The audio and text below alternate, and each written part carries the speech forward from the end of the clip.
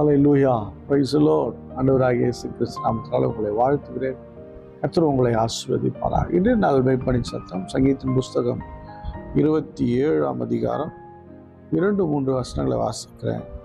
என் சத்துருக்களும் என் பகைஞருமாகிய பொல்லாதவர்கள் என் மாம்சத்தை பட்சிக்க என்னை நெருக்குகையில் அவர்களே இடறி விழுந்தார்கள். எனக்கு விரோதமாக ஒரு பாளையம் இறங்கினாலும் என் இருதயம் பயப்படாது. என் மேல் யுத்தம் எழும்பினாலும் இதிலே நான் நம்பிக்கையாயிருப்பேன். அல்லேலூயா. என் சத்துருக்கள் எனக்கு பகைஞருமாகிய பொல்லாத மாம்சத்தை பட்சிக்க வரும்போது என்னை நெருக்குகையில் அவர்களே இடறி விழுந்தார்கள். தேவனை நம்பியிருக்கிற மக்கள், நீங்கள் தேவனை நம்பியிருக்கிறீங்களா? உங்களுக்கு எதிராக சத்துருக்களோ இல்லை உங்களுக்கு பகைக்கிறவர்களோ பொல்லாத மனிதர்களோ எழும்பி வந்தாலும் நீங்கள் கவலைப்படாதீங்க. உங்களுக்கு ஒன்றும் ஆகாது. அவன் தான் இடறி விழுவான். உங்களுக்கு துரோகம் செய்யும்படி, உங்களுக்கு பொல்லாங்கு செய்யும்படி, உங்கள் வாழ்க்கையை கெடுக்கும்படி யார் ஒருவர் எழும்பினாலும் அவர்களே இடறி போவார்கள். நீங்கள் இடறி போக மாட்டீங்க. கர்த்தர் உங்களுக்கு ஒத்தாசையாக இருப்பார். இது மட்டும் இல்லை, உங்களுக்கு விரோதமாக பாளையம், அதாவது ஒரு பெரிய கூட்டமே வந்து நின்னா கூட நீங்கள் அதை குறித்து பயப்படாது. தாவீது அப்படி தான் சொல்கிறார், என் இருதயம் பயப்படாது. ஏன் அப்படின்னா, என்மேல் யுத்தம் வந்தால் கூட, சண்டைக்கு வந்தால் கூட நான் பயப்பட மாட்டேன். ஏன்னா நான் தேவனை நம்பியிருப்பேன். என் நம்பிக்கையெல்லாம் அவர் தாங்க. அவர் இருக்கும்போது ஒருத்தனை தொற்ற முடியுமா?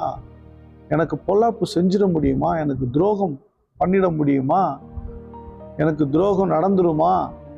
தேவன் என் பட்சத்தில் இருக்கிறார். ஒருவேளை எனக்கு துரோகமாய் வந்தாலும், என்னை குழியிலே போட்டாலும், எனக்கு விரோதமாய் பல மனிதர்கள் வந்தாலும் அதை அப்படியே தேவன் எனக்கு நன்மையாய் மாற பண்ணுவார். இந்த நம்பிக்கை தான் தாவீது நம்பிக்கை. உங்கள் நம்பிக்கை எப்படி இருக்கு?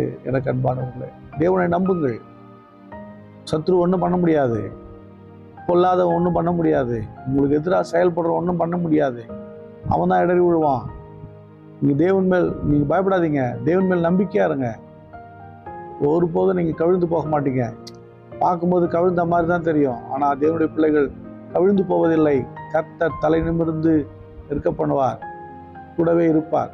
நம்மளால ஸ்தோத்திரம் பண்ணுவோமா? ஸ்தோத்திர ஆண்டவரே, உண்மையே நம்புகிறோம், உண்மையே உயர்த்துகிறோம், உண்மையே ஆண்டவரை மகிமைப்படுத்துகிறோம். ஸ்தோத்திரம் ஸ்தோத்திரம். பிதாவே உம்மை ஸ்தோத்திரிக்கிறப்பா. பொல்லாங்கனை அணுக விடுவதில்லை, எரிச்சல் உள்ளவனை அணுக விடுவதில்லை, துன்மார்க்கனை என்னை அணுக விடுவதில்லை. என் கூடவே இருந்து எல்லாவற்றையும் செய்து முடிப்பேன். அதற்காக ஸ்தோத்திரம்.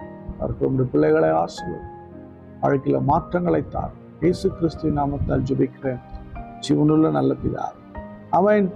God bless you. Bye bye.